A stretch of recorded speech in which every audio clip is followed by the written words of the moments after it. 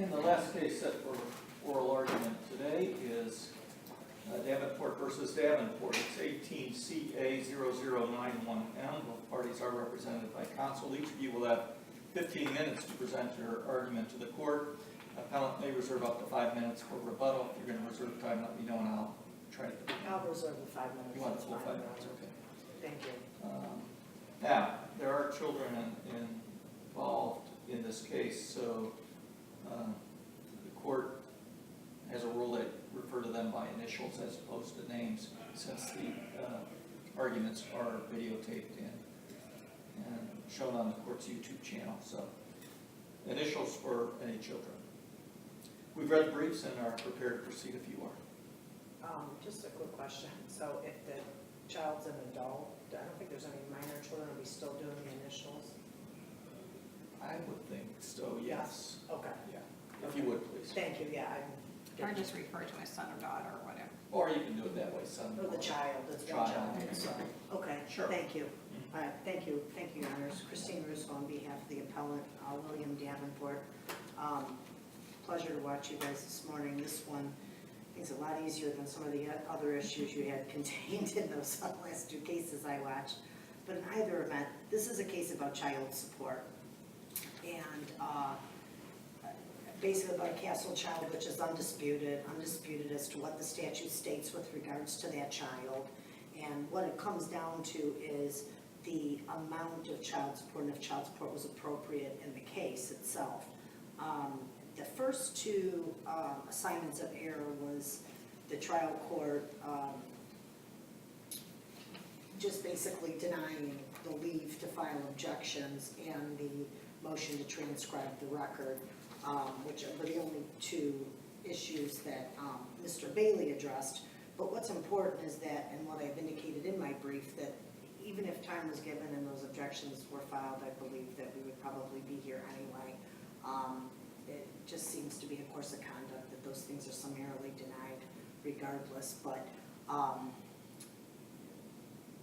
because of the delay in the time of the hearing to the point that when the decision came out, I felt that the transcript was appropriate.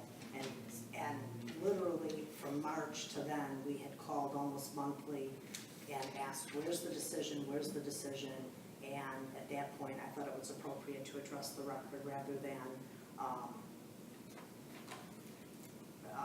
going ahead and asking for that additional time. So I think that it would have been appropriate to even grant a short time. The question was also raised that how does anybody know that the court reporter was not there? The court reporter was unavailable. We have to use the court reporter in domestic, and she, when I had inquired about getting the transcript and how quickly, I was told that she was not there and then it would not be able to be completed within the two-week period. And in fact, in even doing this appeal, I was concerned about the completion, but I was told that she was on vacation at that time and would be able to come back and get it done in time. I just think there should be a little bit of courtesy in that this is families and these are people's lives, and a short postponement would be appropriate in that regard. In either event, then after those two issues, we move on to the third assignment of error, which would be the deviation and what the court had failed to address. Clearly, in their decision, they cite all the deviation factors, yet they don't address any of them. They don't address the time spent with the child. They don't address the money spent on the child. They don't address the time that each parent has, as well as if you're looking at the cases that I had cited in the third assignment where they do discuss like such a Norman with which parent has the most waking hours when they're determining how much of child support is appropriate. And none of that was done. And clearly in this case, this is an appropriate deviation case. When you've got 50-50 split, you've got caregiver, you've got schooling, there is a deviation and the child support would be appropriate, which would then also come into with the caregiver and of 30 hours a week plus being in school or the place would come into the income of the mother, which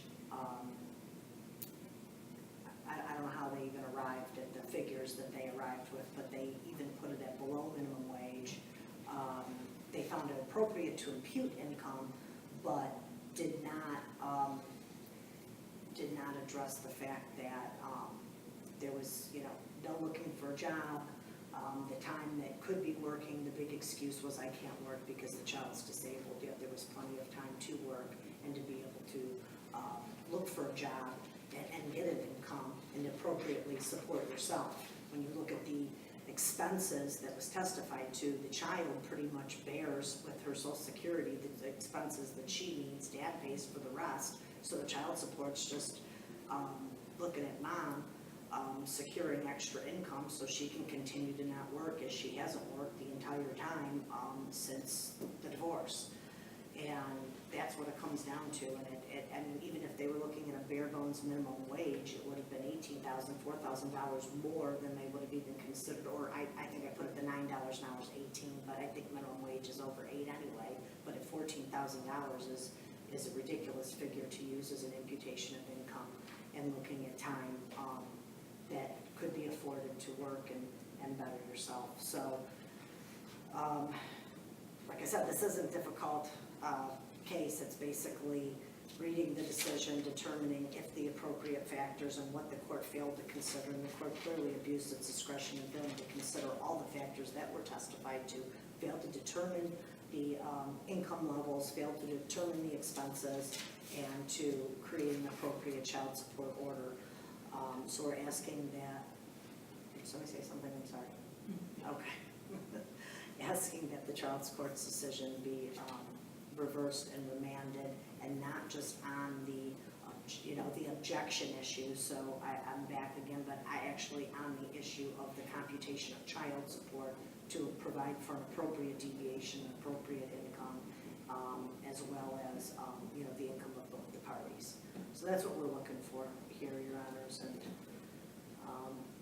thank you, and I'll save for my rebuttal. Okay, you'll have a full 5 minutes for your rebuttal. Perfect. 15 minutes. Thank you, Your Honor. Steve Bailey for Kimberly, Davenport. I respectfully submit that none of what she just argued is before the court. Rule 53 makes it pretty clear, extremely clear, that one cannot raise on appeal issues of fact or conclusions of law without having first gone through objections. And so that is why in my brief I chose to only address the objection issue. You can raise plain error though. True, but I don't think any of this rises to anywhere near plain error. I don't think it's error at all, but certainly no one's plain error. So I think the bigger question, and I think it is a good question, is under these circumstances, is it abuse of discretion to deny an extension of time to file an objection? I guess the problem that I have with it is that if this is an abuse of discretion, then I have a difficult time figuring out where that line will ever be drawn. There were no extenuating circumstances about this. There wasn't anything unusual about it. They wanted the transcript before they filed their objection. They don't need it. In fact, as I pointed out in my brief, not only Rule 53, but our local rules are designed precisely to do it the other way. They file your objection timely and then ask for the transcript and file it within 30 days. And at that point, ask to supplement your brief, not file an objection. If we are going to have a rule that says that you get an extension of the time to object until a transcript is filed, that would be fine with me, to be honest with you, as a lawyer. But I don't think it's consistent with the law, and I don't think it's consistent with good judicial practice, because the transcripts are never prepared within 14 days. Never. And that would mean that there would be an extension of time that would be required in every case. I think that the rule says for good cause shown. I just don't think there was any good cause shown. And if this is an abuse of discretion, then I'm not sure what the trial courts would do with that guidance. Counsel, let me yes. just, as a practical matter, it's really no different, is it though? Because the court can't rule on the objections if the attorney has said, I want the transcript in order to flesh out these objections, then the court's not gonna rule on them anyway. So what's really the difference whether you file the objections first and then supplement, or you file the objections later and get a extension from the court? Yeah, I think it's a great question, Your Honor. The problem that I have with it is that there's a rule, and the rule was established by somebody above my pay grade. And it says 14 days. It says 14 days for a reason. I think there's a couple of reasons. First of all, My caveat was, so with an extension of time. Obviously, you just can't miss the 14 days, but you can apply for an extension of you time. can apply for an extension of time, but what is the guidance that the trial courts are supposed to use in determining when their discretion allows them to deny that extension and when it does not? What was the good cause shown here? Or what was alleged, I should say? There was nothing alleged at all. The thing that was alleged was that the transcript wasn't prepared. That's it. And as I say, I mean, it's not in the record any more than it's in the record that the transcript couldn't be prepared. That's not in the record either. But I think this court could take judicial notice of the fact that transcripts are almost never prepared within 14 days after decisions. Well, the rule talks about you may file, it doesn't say you're required to file. I mean, you have to file in 14 days, Yeah. but you can file with or without a transcript. Yeah. Yeah, right? And But it doesn't mean you have to. In other words, the rule doesn't prevent what this attorney did, right? And that is, I want to look at the transcript to before determine filing. whether it's warranted to file objections even. absolutely. And then can ask for an true. extension of time until after the transcript is available for her to peruse. Absolutely true. And I think I think that under other circumstances where perhaps the trial counsel was not the post-trial counsel and hadn't been at the trial, that might be good cause shown. But that's not the case here. It's the same counsel that tried the case.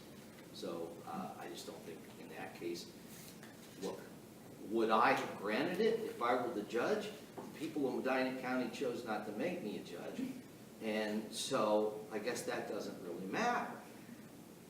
But I don't think it's abuse of discretion for the judge to have denied it. And I really wouldn't care, except that then you open the door and you're going to say, well, when can I deny one? If I can't in this instance, when can I? And I don't know what the answer to that would be, because there's just nothing extraordinary about these things.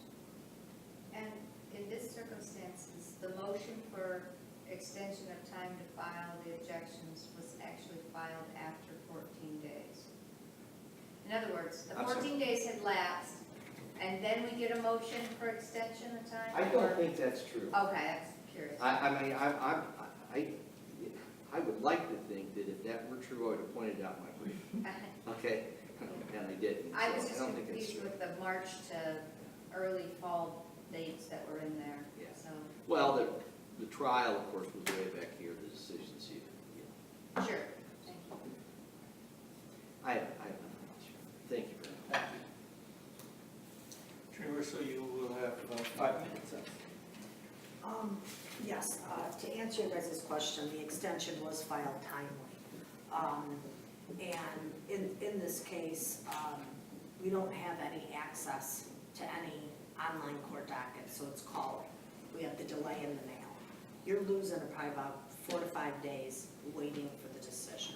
That chips into your 14 days. I think the reason that the 14-day rule is there is because typically it's a magistrate's decision. After 14 days, if you fail to object or do something, we're going to adopt it. In this case, Judge Kovac adopted that decision as a court order the same day. That became an order the same day. There's no, Of course, like that's harm. not unusual, is it? huh? That's not unusual. So, I think it just depends on the court. I have some that wait the objection period and wait to hear the objections before What did they you raise adopt for it. good cause in the motion? I guess that's the, seems to be important here. Yeah, well, when I went. What does a record show, I should say? Yeah, that the court reporter for the domestic court would not have it completed within the objection period time. So even if I got it 24 hours beforehand and wrote it and found it the next day, it was not going to be to me. Now, if we were allowed to use any court reporter, it could get, I tried to do that for the Court of Appeals. Well, if you're busy and we're gonna be pushing on this transcript, am I allowed to get a tape and get a private court reporter and pay them to transcribe the record? No. You have one court reporter, one lady that we're allowed to use there. So. But counsel, we see this all the time, and attorneys do file what Mr. Bailey is saying, objections with the request to have leave to file or supplement it with the transcript. Yeah, and that's the case, but I felt that, I was concerned I wouldn't even get past the brief bare bones objection to the supplement. I felt like I needed the transcript, and I think the court needs this transcript for the benefit, because they even need to read the transcript. Now, to say a transcript can never be prepared in 14 days is not true. Again, if we would have the ability to use private court reporters, they'll get them done when you need them to get done. But when you're dealing with one person transcribing records for the court and not allowed to file, to have somebody else appointed as official court reporter with appropriate credentials, we have a problem. And didn't ask for a year, didn't ask for a month, just asked for a brief extension. And I don't think that that is unreasonable. And you're correct. And if you completely miss that, then you miss all of it. So then you can't even say anything. So I think in the event either way, if the court says, hey, listen, oh, well, poo-poo for you, you should have, too bad you didn't get the transcript, you had 2 weeks, then yeah, then all the other issues are appropriate on appeal because I'm allowed to appeal. I'm not gonna not be allowed to appeal because I didn't get to object. Of course I'm allowed to appeal the order. It became an order, it's a court order, it's a final appealable order. So even if you say, okay, don't ever try to file an extension, you better get everything filed in 14 days, and whether you do that or you don't do it, doesn't mean you lose your right to an appeal within the 30-day period, which this time was done from the date that the court signed the order. But it would impact assignments of error 3 and 4. Right, because no objections were actually filed.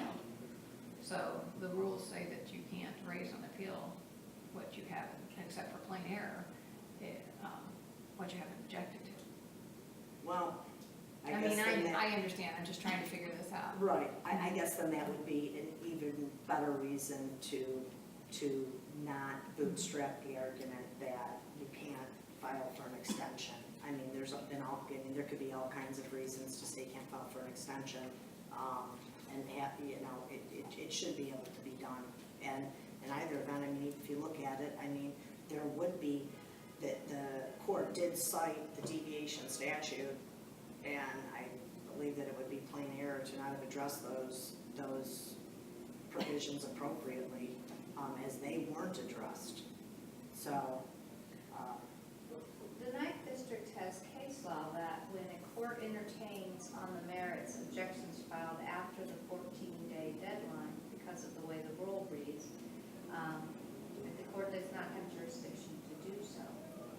Notwithstanding the whole supplement my objections, but if nothing is filed prior to 14 days, then the trial court cannot go ahead and file and rule on untimely objections. how does that factor into this situation that we have here, where we don't have objections filed, but we have a motion for extension of time? That's a good question, that's why you guys are the experts.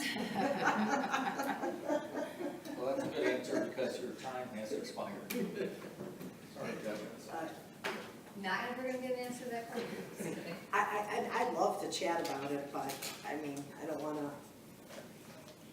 do what I'm not supposed to, but yes, it's precarious, and we appreciate you guys looking at that, because it's obviously a problem and can continue to be a problem, I think. The court's going to take this matter under advisement. We will issue a decision in due course, and the clerk of courts will mail you a copy of the decision on the day it's released. The opinions are also posted on the Supreme Court of Ohio's website.